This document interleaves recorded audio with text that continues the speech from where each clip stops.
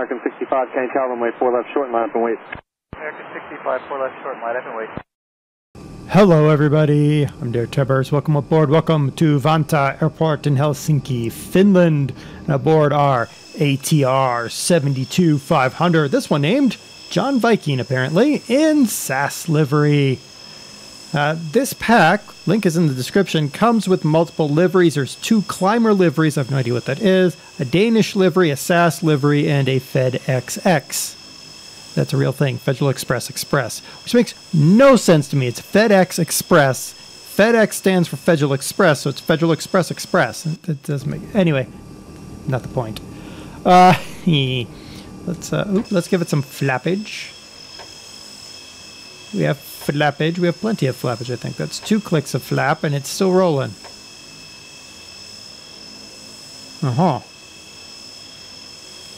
So that's max. Do I have like a midpoint? I do. Okay. Now, if I take my finger off of the brake, she'll start to wander. You can fix this by reducing the prop, but in this case, we're just going to take off. We'll just run up our 2 Pratt & Whitney Canada PW127F turboprops. They are producing 2,475 shaft horsepower each. And they're driving multi-blade props. I think they're 5 or are they 6-blade props? I don't remember. We could stop one and find out, but let's not. Let's fly instead. Ooh, I almost had a tail strike. Very nice looking plane. So this was manufactured for the short-haul regional market by the French-Italian aircraft manufacturer ATR. Obviously, ATR-72. A stretched variant of the 42 now. This seats 74. The 42 seats 44, I think, because for whatever reason they can't number. It's in a single-class configuration, and it is operated by a 2-pilot crew. Yep.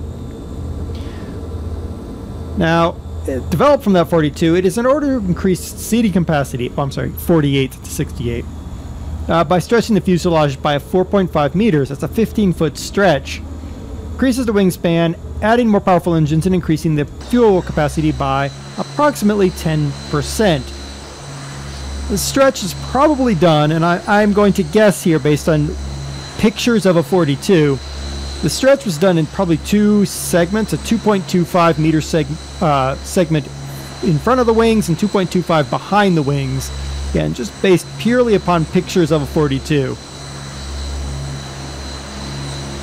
There are at least 408 ATR-72s that have been delivered worldwide, and there's orders pending, at least the research I did, there were orders pending for 28 more. I think multiples have been delivered, so there's not nearly that much anymore.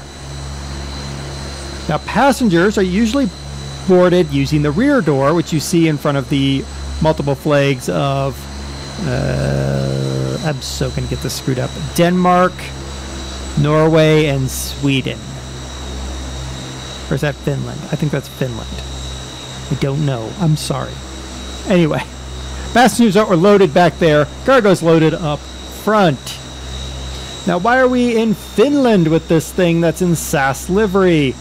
Well, one, because they fly here, but the other reason is because Finnair wanted to be different.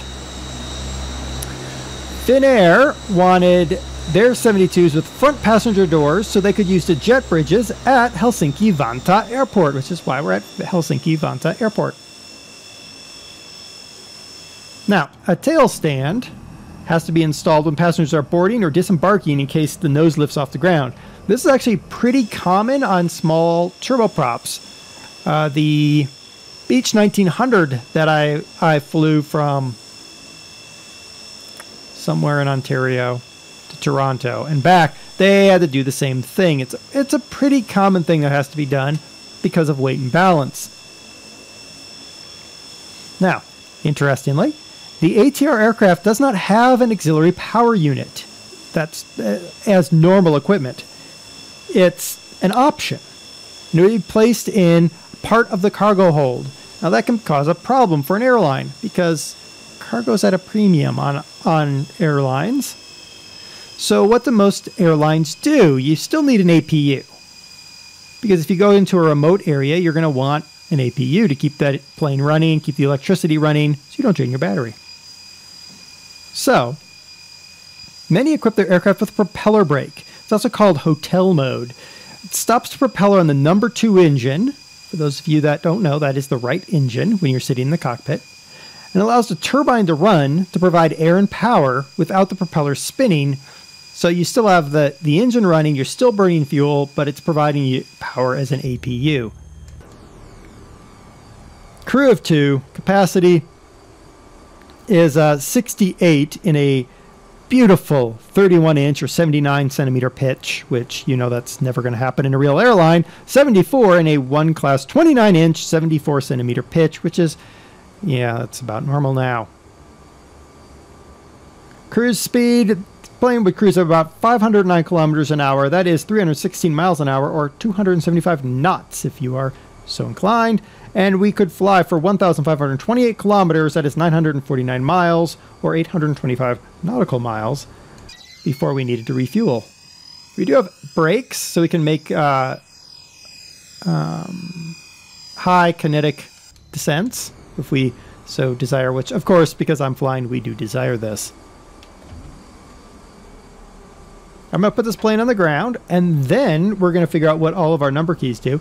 I do note right away, I don't like the cockpit because of the part where the pilot's gauges are. Look at how it's all shiny and weird, and it even sticks up into the windshield, but over there it doesn't. It's weird. Very strange. I don't think I like it. I don't think I like it. I know I don't like it. But it's still another airline little turboprop job for you to toy with. You know, you can graduate from a Seminole to a ATR if you so desire. Uh-oh. This might be a crash. Oh, no, it's not. Okay, good. We stalled it in. We're awesome like that. Do we have reversing props? Yes, we do. There's the reversing props coming on right now. Cool. And I've just shut down the engines. So we'll drift to a halt here. So we'll hit our buttons while we're drifting. Shift 1. There's our main cockpit view. Lots of... I mean, this view looks good. If this view was also included in the main view here, that would be even better. Shift 2, there's our GPS. 3, there's our throttle quadrant as well as a communication quadrant. 4, there's our overhead. If all that stuff is really clickable. Ah, it is all clickable. So you could flip switches. They probably are not, I'm going to guess here, based on the fact that there's no pop-ups. They're clickable, but they don't actually do anything, but you could still follow your procedures if you were so inclined. That's actually pretty cool. Shift 5 was to do, oh, puts on that yoke. 6 is, the thing. It's radar. That's what 6 is. All right. If you say so. Cool. Let's look at our props really quick. 1, 2, 3, 4, 5, 6. 6 blade props. Nice. And then we'll open her up. Yep. So this one is equipped with the rear entry for the passengers and front entry for cargo. So it is not a Finnair variety because you can't use the jet bridges here at Helsinki Airport. Vantaa Airport in Helsinki, Finland, where we are located. In our Scandinavian liveried ATR-72-500 called John Viking. The link to this plane is in the description as always. Nice looking plane, flies well. I didn't crash it on landing. We can all give a thumbs up, even though I did stall it in for landing. We did make a thumbs up landing.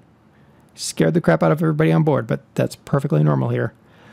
All right, until next time. Happy flying, everybody. Good evening, ATR-101 Heavy. ATR-101 Heavy, good afternoon. Wind 0908, 48, clear to land. On behalf of the flight crew, thank you for flying with us and have a pleasant stay.